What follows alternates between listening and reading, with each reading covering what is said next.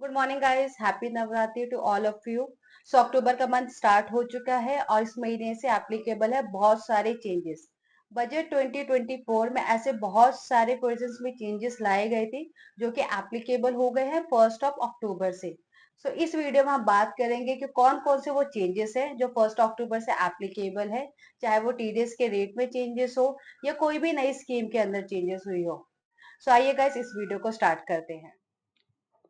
All changes from 1 अक्टूबर।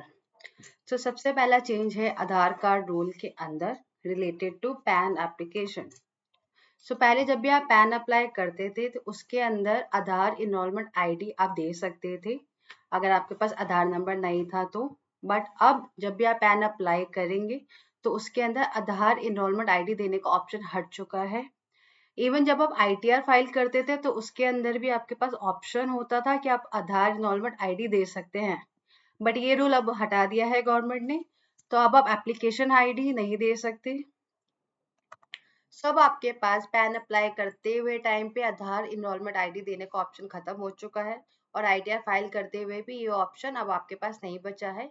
अब आपको अपना आधार नंबर यूज करना पड़ेगा। सेकेंड चेंज जो आया है वो पीपीएफ एंड सुकन्या समृद्धि योजना के अंदर चेंज आया है। पीपीएफ अकाउंट आप माइनर्स के नेम पे जब भी ओपन करेंगे तो उसके अंदर आपको सिर्फ और सिर्फ नॉर्मल इंटरेस्ट रेट मिलेगा पोसा के according. Post office saving account के अकॉर्डिंग जो इंटरेस्ट मिलता है आपको वही इंटरेस्ट मिलेगा। और पीपीएफ के अंदर ये चेंज आया है कि अगर आपने एक से ज्यादा पीपीएफ अकाउंट खुलवा रखा है तो आपको एक प्राइमरी अकाउंट डिक्लेयर करना पड़ेगा और सेकेंडरी अकाउंट जो होगा वो मर्ज हो जाएगा फर्स्ट अकाउंट के साथ में। Second Sukanya Samriddhi account open by grand parents instead of guardians वो अब बंद हो जाएगा। मीन्स अगर ग्रैंड पेरेंट्स ने कोई भी अकाउंट खुलवा रखा है तो उसको बंद कर दिया जाएगा और सिर्फ जो गार्जियंस है वही अभी अकाउंट खुलवा सकते हैं। थर्ड चेंज जो कि बहुत ही मेजर चेंज है टीडीएस रेट चेंजेस के अंदर। टोटल 8 सेक्शंस के अंदर चेंजेस आए थे। सेक्शन 194 DA जो कि रिलेटेड है लाइफ इंश्योरेंस पेमेंट से, जिसका पहले रेट 5% था, अब ये रेट 2% हो गया है। सेक्शन 194D इंश्योरेंस कमीशन से रिलेटेड ये सेक्शन है। ये एप्लीकेबल होगा 1 अप्रैल 2025 से। इसका भी रेट 5 से 2% कर दिया गया है। Section 194G lottery ticket commission, इसका भी टीडीएस का रेट 5% से 2% कर दिया गया है। 194IB अगर आप रेंट पे करते हैं 50,000 पर मंथ से ज्यादा तो उसका भी रेट 5% से 2% कर दिया गया है। 194M certain payments by individual और एचजीएफ, इसका भी रेट 5 से 2% कर दिया गया है। ई कॉमर्स ऑपरेटर से रिलेटेड टीडीएस सेक्शन 194O, इसका पहले टीडीएस का रेट था 1%, इसको अब कम करके 0.1% कर दिया गया है।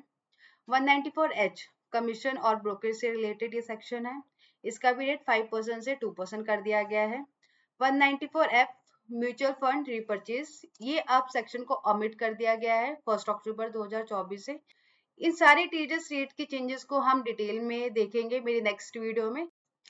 हमारा जो नेक्स्ट चेंज है वो है increase in STT on futures and option trading. अगर आप फ्यूचर और ऑप्शन ट्रेडिंग करते हैं तो उसके अंदर आप एसटीटी बढ़ने वाला है 1 अक्टूबर से। ट्रेडिंग इन फ्यूचर्स पे पहले जो एसटीटी लगता था वो 0.0125% लगता था, उसको बढ़ा के 0.02% कर दिया गया है।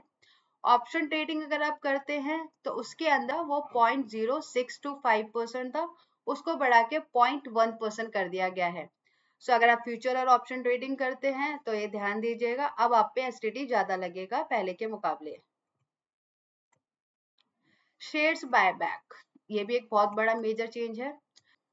Buyback of shares will be taxed at the share holder level similar to dividends.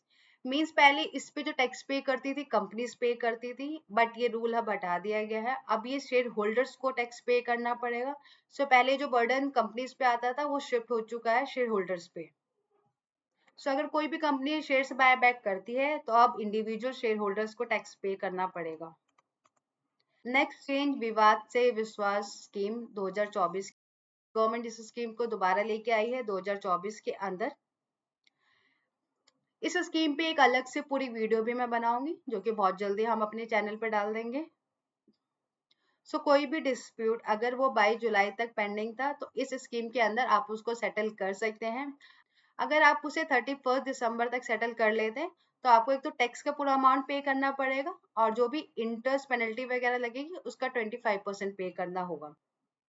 और अगर आप ये 31 दिसंबर के बाद सेटल करते हैं तो आपको जो टैक्स है, पहले जो 100% टैक्स है वो 110% टैक्स हो जाएगा, और जो इंटरेस्ट और पेनल्टी थी वो जो 25% था वो भी इंक्रीज होकर 30% हो जाएगा। सो अगर कोई भी डिस्प्यूट आपका इनकम टैक्स अथॉरिटी के साथ में चल रहा है तो आप इस स्कीम को उठा सकते हैं। 31 दिसंबर से पहले पहले पे करेंगे तो आपको बहुत ही ज्यादा बेनिफिट मिल सकता है। So thank you guys for watching this video, and please don't forget to subscribe my channel.